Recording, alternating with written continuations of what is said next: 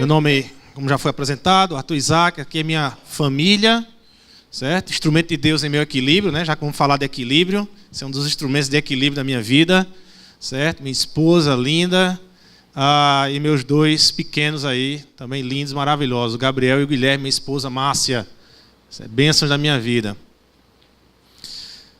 Então, a minha parte é razão e emoção. A gente precisa entender um pouco o tempo em que vivemos um tempo de polarização. É um tempo de polarização que vivemos. Basta você olhar para o Brasil. Não há necessidade de você fazer um exercício muito profundo para você perceber que nós vivemos um tempo de extremos, onde essa palavra, ou você é isso, ou você é aquilo, ou você defende isso, ou você defende aquilo. Não tem como você pegar as melhores coisas de duas partes, mas ou você escolhe uma coisa ou outra. Então, essa exigência de posicionamento, ela é muito característica e típica do tempo que nós vivemos hoje, né? O tempo todo você tem que escolher um lado. Você não pode procurar um equilíbrio, né? Buscar um equilíbrio. Então, essa é a moda que nós vivemos hoje, essa insensatez onde não se busca equilíbrio. Então, nós temos aqui direita e esquerda. Então, a polarização na política, ou você é de direita, ou você é de esquerda. Se você, de repente, defende alguma coisa de nível social na igreja, talvez alguns já vão olhar para vocês assim, ali é um esquerdopata, ali é um comunista, não sabe nem o que é comunismo, mas vai dizer que você é um comunista, né? Então, ou então, se você defender alguma questão militar, defender algo da força militar, da necessidade da polícia, da ordem, né, da decência, da moralidade, e aí você vai olhar, talvez você, aquela questão meio que você é de direita, você é um extremista, você pode ser um fascista, mas você apenas gosta das coisas organizadas, que as coisas sejam organizadas. Então você tem essa polarização política que acaba influenciando na discussão de tudo que você vai discutir no Brasil. Então, a política em si, a política pública, a política verdadeira, ela acaba ficando em segundo plano, né? Nós estamos aí às portas de uma eleição onde nós corremos um sério risco por causa da polarização, de na eleição a gente não discutir aquilo que é importante para o Brasil. A gente não discutir o problema das políticas públicas, a gente não discutir seriamente a economia, a gente não discutir seriamente para onde a gente quer ir, economicamente e socialmente falando. A gente corre um sério risco de ficar chamando um de mortadela e o outro de coxinha, e aí a gente para a discussão de tudo e fica uma agressão, é uma lavagem de roupa suja, onde o principal, que é discutir as políticas públicas do Brasil, fica de segundo plano. Então, esse é um dos principais riscos da polarização, talvez na política. Você tem um feminismo e um machismo, né? A polarização, ela vai criando esses movimentos dentro desse conceito dos extremos, de viver nos extremos. Então você vai ter os movimentos feministas, o movimento feminista que vai identificar também uma reação machista em tudo. A pessoa que é machista, então, quer tornar as suas concepções machistas mais adequadas, né? Como se não fosse uma pessoa machista, mas que fosse natural, que fosse normal. Então você vai ter essas polarizações, vegetariano e carnívoro, né? Você não pode querer escolher as duas coisas, ou você é vegetal ou você come carne. Você começa a perceber essas polarizações até mesmo nas revistinhas em quadrinhos, gente. Hoje em dia você tem disputa da Marvel com a DC, ou você é DC ou você é Marvel, você não pode ser. Os personagens da Marvel são melhores do que a DC, né? Ou seja, a polarização entrou em tudo, né? Entrou em tudo, né? Vivemos a era dos extremos. Vivemos a era dos extremos, certo? Perdemos muito o diálogo, né? E essa polarização entrou também no cristianismo. O cristianismo não é um movimento, a igreja não é uma instituição passiva. A igreja é formada por gente. E como ela é formada por gente, ela acaba também sendo influenciada ou recebendo influência dessa polarização dentro da igreja, né? Há uma frase do Tim Keller, no livro que ele tem, Ministério de Misericórdia, onde ele vai falar da ação social na igreja. E ele diz algo muito interessante. Ele vai dizer que a grande questão dessa resistência à ação social na igreja, às vezes de alguns irmãos achar que a igreja não pode fazer ação social, você tem uma resistência, ele vai dizer que um dos grandes problemas é essa polarização. Então ele vai dizer, olha, uma pergunta errada, ela vai consequentemente ter uma resposta errada. Então ele faz ele mostra essa pergunta aqui, né? A igreja está na terra para pregar o evangelho ou fazer ação social? Então ele vai dizer, olha, essa pergunta ela está errada. Ela não era nem para existir, nem para ser formatada dentro da igreja. Mas quando eu formato isso, o que é que eu estou pedindo da pessoa? Uma posição e uma decisão polarizada. Conquanto que a igreja está na terra para pregar o evangelho enquanto ama. Né? Enquanto ama, prega seu evangelho. Ou seja, enquanto se faz ação de amor, ação social, você prega o evangelho. Então não tem como distinguir isso na igreja. A igreja está para fazer as duas coisas. Não é uma coisa ou outra, mas as duas coisas a igreja foi chamada para fazer. Então, os temas, né, que nós vamos abordar: razão, emoção, conservador, radical, forma ou liberdade, e evangelismo ou ação social, são os temas que nós vamos abordar essa tarde aqui com vocês, tá certo? O meu, especificamente, está na questão da razão e emoção. Né? Ou você é um intelectual, ou você é um emocional. Né? Em que órgão você quer ligar? Né? A razão ou o coração? Né? O primeiro problema é o problema do anti-intelectualismo. John Stott, nesse livro, ele vai dizer que o problema do anti-intelectualismo, para ele, é mais perigoso, talvez seja mais eminente e mais perigoso do que o próprio questão e o problema do outro extremo, do emocionalismo.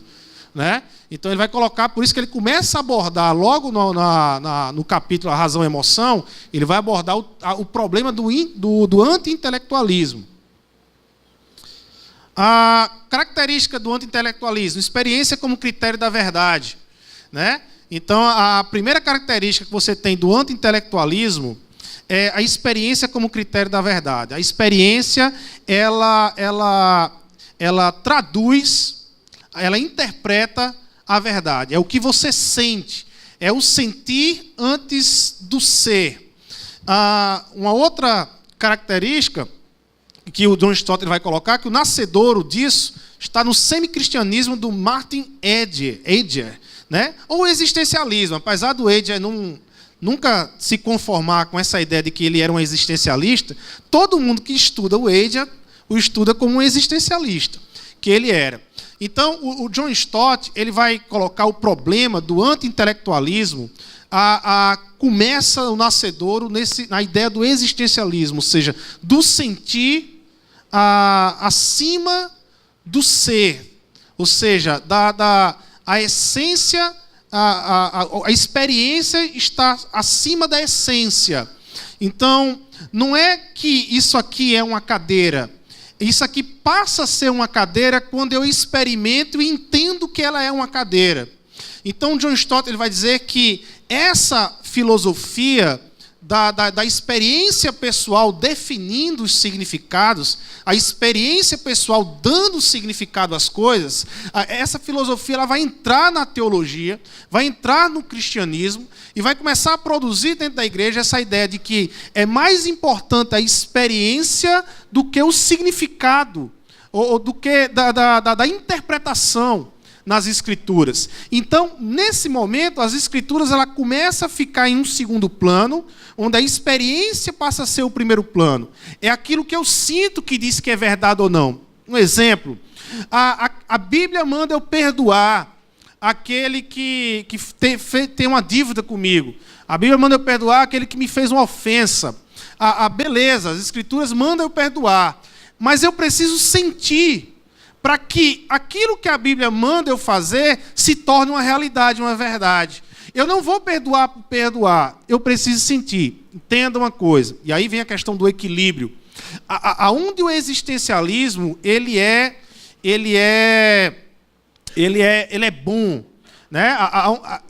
Quando o existencialismo ele nasce numa ideia contrária ao racionalismo, que é o outro extremo que nós vamos ver, que é o racionalismo. Ou seja, tudo tem que ser pela razão. Não. A fé também é uma experiência do sentir. a fé exige a conversão é uma experiência, ou não é? Eu não me converto quando eu sei o significado da conversão. Eu tenho uma experiência da conversão no Evangelho. E aí eu entendo o significado da conversão nas Escrituras. Então, a gente não pode jogar fora o sentir, a experiência, e jogar totalmente fora. Não, a gente tem que trazer para a realidade cristã. Porém, não é o sentir que está acima dos significados. Não é a experiência que indica o que é que significa as Escrituras, mas é as Escrituras que me direcionam, que me dão um horizonte nas minhas experiências pessoais no Evangelho. O Martin Edge, então, ele vai dizer: devemos nos livrar de toda convenção e disciplina e de todo estilo de vida imposto por elas, pois ameaçam a própria autenticidade pessoal. Devemos, acima de tudo, ser nós mesmos e pensar e fazer apenas o que nos parece autêntico naquele momento. Então, mesmo que eu sei que as Escrituras mandam eu fazer algo, quando você tem uma concepção existencialista, você vai dizer: não, mas eu não faço enquanto eu não sentir o desejo de fazer aquilo. Então, esse é o problema quando o existencialismo ele começa a produzir no cristianismo. Ele começa me fugiu a palavra agora, mas a influenciar o cristianismo. Então, qual é a consequência do anti-intelectualismo no cristianismo? Mudança no significado de fé. Primeira consequência no anti-intelectualismo é a mudança no significado de fé. Mudança no significado de fé. Aí na sua apostila, né, no material que você recebeu, na página 2, né, muitos defendem uma fé completamente irracional, portanto, incompatível com a razão. Tornar a fé um sentimento contra a razão é contrário ao estabelecido pela própria Escritura. Aí a gente tem um texto aqui, Salmo 9:10. Os que conhecem o teu nome confiam em ti, pois tu, Senhor, jamais abandona os que te buscam. Ou seja, o salmista está dizendo que a nossa confiança é estabelecida pelo conhecimento de quem é Deus. Nós conhecemos quem é Deus, nós raciocinamos quem é Deus, e ao raciocinar quem é Deus, nós nos enchemos de confiança porque nós o conhecemos. Ou seja, o salmista ele não trata o conhecimento com a experiência, com o sentir. Você percebe que o salmista e toda a Escritura não trata o conhecimento com a experiência, eles não tratam separadamente, mas tudo está integrado. O conhecimento que gera uma experiência real e verdadeira. Então, se muda o significado da fé. Então, em muitos redutos, fé é um tiro no escuro. Em muitos redutos, fé é pular no escuro, sem saber o que é que vai acontecer, sem saber se Deus é fiel ou não. Quem é Deus é pular no escuro, é saltar no escuro. Nas Escrituras, fé não é colocado assim. Fé é uma atitude racional, é crer em algo verdadeiro. Quando eu creio, nós vamos falar da ressurreição, que eu coloquei a ressurreição, pois a ressurreição certamente é o pilar da fé cristã, a ressurreição de Cristo. A ressurreição exige tanto racionalidade como experiência. Ela une as duas coisas. Portanto, fé não é um tiro no escuro, não é um pular no escuro, mas é crer numa verdade das Escrituras, que está relatado aí nas Escrituras. Resistência ao academicismo teológico. Então, o anti-intelectualismo trouxe isso, uma resistência ao academicismo. Muitos redutos evangélicos olham para a questão do estudo da teologia, olham para a questão da teologia acadêmica e olham para as pessoas e dizem: não, isso aqui vai me tornar frio. Isso aqui vai me tornar fora da experiência com Deus. Está mudando. Né? Essa concepção está mudando. A gente percebe, principalmente em alguns redutos que tinham resistência ao academicismo teológico, já está se abrindo com isso, já está reformulando os seus seminários, melhorando os seus seminários e estruturas de ensino e de estudo. Está mudando. Mas o anti-intelectualismo produz uma resistência ao estudo da teologia, ao academicismo teológico. Uma outra coisa, aí vai uma consequência: lideranças enfraquecidas nas Escrituras. A partir do momento que você não tem um meio acadêmico, um reduto de desenvolvimento do conhecimento, você vai ter lideranças enfraquecidas nas Escrituras. Lideranças muito mais geradas pelo emocional, muito mais geradas pelo emocionalismo, do que pelas verdades das Escrituras. E igrejas mundanas. Veja só, o mundanismo é absorver o espírito da época sem filtrar nas Escrituras. Isso é o conceito de mundanismo. O que eu achei fantástico no livro, e nesse capítulo com John Stott, que ele vai tratar a ideia do existencialismo como mundanismo. Geralmente, aqui na apostila você tem aqui igrejas mundanas. Mundanismo não é, primeiramente, como somos ensinados a crer, uma questão de maquiagem, cabelo pintado, tatuagem, fumar, filme, música, beber e dançar. Tudo isso pode ser mundanismo, né, na concepção, mas não é apenas isso. Não é apenas isso. Muitas vezes nós tratamos apenas os aspectos externos.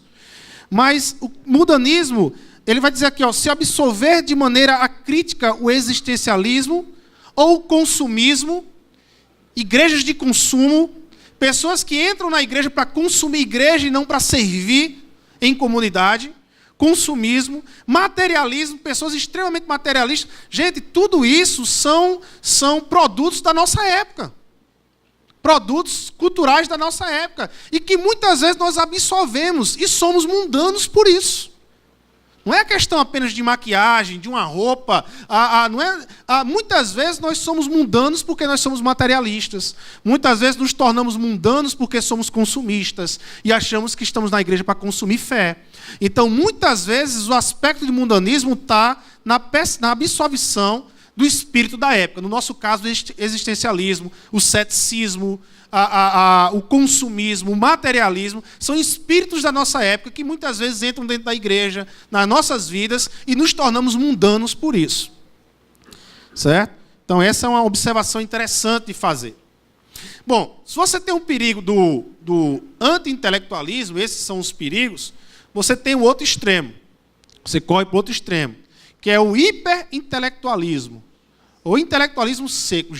No meu acho que está certo. É mesmo. O problema do hiperintelectualismo seco. Primeiro, criar uma comunidade insensível e sem compaixão. Uma comunidade que não vibra mais com o Evangelho, que não vive o Evangelho, que não consegue nem mais transmitir as boas novas, porque o Evangelho é boas novas, é boa notícia. Mas tem igrejas que não conseguem mais transmitir a boa notícia. Tem igreja que não consegue mais ser feliz. Né? A alegria, vibrar com o Evangelho. Né? A formação de uma cultura religiosa não autêntica. Né? O hiperintelectualismo vai transmitir para essa igreja uma cultura de máscaras. Uma cultura mais religiosa, mais preocupada no conhecer as regras do que no viver, no experimentar a vida do Evangelho, na experiência do Espírito Santo mesmo, de estar cheio do Espírito Santo. E a apologética em perigo, a teologia facebookiana. Né? Então nós temos um problema que, dentro da sistemática, principalmente a apologética, é um problema, porque você tem hoje em dia muitos jovens lendo muito livro apologético, muitos jovens preocupados em defender a fé, mas você não vê amor nessas pessoas. Você não vê compaixão nessas pessoas. Você não vê o quanto essas pessoas estão a fim de caminhar com as suas comunidades, de andar com as suas comunidades, de abençoar as suas comunidades, de andar tanto com aquele que tem um conhecimento no nível dele, mas também de saber andar com aquele que não tem o mesmo conhecimento no nível, mas tem uma experiência fantástica com o Espírito Santo, com a relação com Deus. Então, a apologética é uma área perigosa. É muito bacana a gente ler livros, defender a fé, mas cuidado com isso. Cuidado com isso. A igreja está aqui para pregar o Evangelho. Hiperintelectualismo. Queremos criar uma sociedade inabalável, na qual ninguém se importa com ninguém, além dele mesmo, ou nada além da autogratificação imediata. O hiperintelectualismo, ele encontra espaço na nossa cultura, sim, hoje. Porque a nossa cultura hoje é extremamente individualista. Isso lá no Iluminismo, século XVIII, mas hoje nós estamos vivendo o extremo do individualismo. E o individualismo, para quem é hiperintelectual, é fantástico isso. Eu não preciso me relacionar com ninguém, eu não preciso sentar para conversar com ninguém, eu só preciso beber livro, conhecimento, e ficar na minha. Conquanto que a vida cristã é relacional. Extremamente relacional. Se não tem relacionamento, não tem vida cristã. Pelo menos baseado no Novo Testamento, né? Sexo sem amor é o que produz violência por prazer, uma sociedade cada vez mais firmada na frase os fins justificam os meios. O lugar da emoção no cristianismo. Há lugar da emoção no cristianismo? Claro que há. Há lugar da emoção no cristianismo. Há lugar da emoção na experiência espiritual. Gálatas 4:6. E porque vocês são filhos, Deus enviou o Espírito de seu Filho aos seus corações, ao qual clama, Abba, Pai. O Espírito Santo não apenas nos caminha e nos ensina a verdade, mas faz com que a gente clame de paizinho. Faz com que a gente clame. Há lugar na emoção, na adoração pública. Na adoração pública. Hebreus, capítulo 12. Tem aí na sua apostila, o autor de Hebreus, ele coloca a adoração pública e ele faz a gente transcender nessa adoração pública a um encontro com o trono da graça, um lugar com encontro com Jesus, um lugar onde estão os anjos. Né? Ele diz assim, olha, quando nos reunimos para adorar, não estamos apenas indo a um prédio, estamos em comunidade transcendendo a um lugar de encontro com Deus. O reconhecimento desta dimensão cósmica dá um novo sentido aos nossos encontros públicos. É local de adoração, de se derramar diante de Deus, de estar na presença do trono de Deus, no trono de Cristo. Há lugar para emoção na pregação do Evangelho. E aí, Martin Lloyd Jones é fantástico quando ele vai dizer o que é pregação. Ele vai dizer, pregação é teologia vindo de um homem em chamas. Então, pregação, você tem que pregar com conhecimento, mas você tem que estar no púlpito com o coração. Se não é coração, se você não está em chamas, se você não está, aquecido por a realidade que você está expondo, não é pregação. Não é pregação. Verdade. E aí, para concluir, verdade. Ponto de encontro. Onde é que a emoção se encontra com a razão? John Stott ele vai dizer no livro que é a verdade. A verdade é o ponto de encontro entre a razão e a emoção.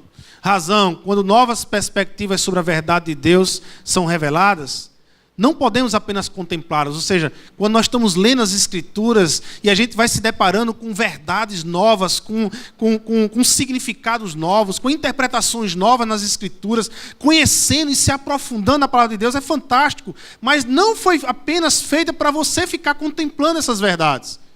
Vem a questão da emoção, mas somos convidados a reagir, seja em arrependimento, em raiva, em amor ou em adoração. Toda verdade exige de nós uma reação. Quando eu escuto a verdade de Deus, muitas vezes a minha reação é, eu preciso me arrepender. Há um sentimento dentro de mim de arrependimento. Ou quando eu escuto a verdade de Deus, e a vontade que eu tenho é de dar um glória a Deus. Né? O John Stott ele vai dizer, numa experiência que ele teve num teatro, numa peça, no final da peça, as citações sobre Deus, sobre a soberania de Deus, e quando a peça terminou, o povo todo se levantou e aplaudiu, e ele disse que o desejo que ele tinha naquele momento era de se ajoelhar, de começar a glorificar o nome de Deus, de adorar, de orar ao Senhor, de agradecer ao Senhor, mas de repente ele disse que as pessoas foram saindo e já foram conversando sobre o jantar, e amanhã como é que vai ser e tal, ou seja, ele disse assim, cadê a sensibilidade dessas pessoas? Muitas vezes nós saímos de um culto tão maravilhoso, mas é só cruzar a porta e a gente já está falando dos problemas de amanhã, do que vai ser amanhã e da semana, e a gente às vezes não fica com aquela sensação de que eu quero é contemplar a Deus por tudo aquilo que aconteceu comigo essa noite. Pode vir, Valtenci. Ressurreição. E aqui a ressurreição. Certo, gente? A base da nossa fé cristã. A ressurreição ela exige tanto razão como emoção. Né? A ressurreição ela tanto é racional e ela respeita a racionalidade, como ela nos envolve numa emoção e numa adoração ao Cristo que ressuscitou. É interessante que os relatos dos evangelhos sobre a ressurreição, todos eles são cercados de evidências. Por que são cercados de evidências? Porque respeita a nossa racionalidade. Porque é um Deus que criou o nosso cérebro. Certo? E aí, a gente tem talvez um dos nossos maiores representantes, pelo menos em mim, eu sou muito voltado à questão cética, né? Eu gosto muito da racionalidade, de ver as evidências, né? E eu preciso aprender mais o lado emocional na minha caminhada cristã e desenvolver mais esse lado através da oração, do jejum. E esse texto aqui de João 20, 26 a 29 é o texto de Tomé. É interessante porque Tomé é aquele que só ia, ele é o cético, ele é o nosso historiador. É aquele que só acredita se vê. Mas você parou para prestar atenção que Jesus ele não desconsidera isso. Mas Jesus ele respeita o ceticismo de Tomé. E ele vai até Tomé. E ele diz, Tomé, olha, toque em mim. Ou seja, Jesus podia muito bem dizer assim, olha, se ele não crê, eu não vou nem aparecer para ele. Mas não. Rapaz, já que ele só crê se ele vê, Jesus vai lá. E diz, Tomé, toque em mim. E é interessante que Tomé não toca, né? Apesar de que a gente vê muitas pinturas Tomé tocando, né? A gente tem essa impressão de que Tomé toca em Jesus, mas Tomé não toca. Né? Jesus já diz, ó, toca aqui em mim. E Tomé já adora e diz, olha, Senhor meu e Deus meu. Ou seja, ali você tem um encontro do cético com o adorador. Ou seja, da racionalidade de Tomé, mas ao mesmo tempo com um adorador, com a fé. Que está crendo e está vendo diante dos olhos dele um Deus que ressuscitou. Um Jesus que ressuscitou. Então, duas perguntas nas mesas, para vocês conversarem aí nas mesas, certo? E discutirem. Talvez uma pergunta mais pessoal, e aí você discute, e outra menos pessoal. Você é mais movido pela razão ou pela emoção? Certo? Você vai falar aí um pouco de quem é você. E quais os pontos positivos e negativos em sua vida? O que é que você acha que é positivo? Ser mais racional, se você é racional? E o que é negativo em ser mais racional, ou se você é mais emocional, o que é positivo e o que é negativo. E a segunda pergunta é, qual a importância do Evangelho no equilíbrio entre a razão e a emoção? Para vocês, qual a importância do Evangelho, de conhecer o Evangelho nesse equilíbrio entre a razão e a emoção?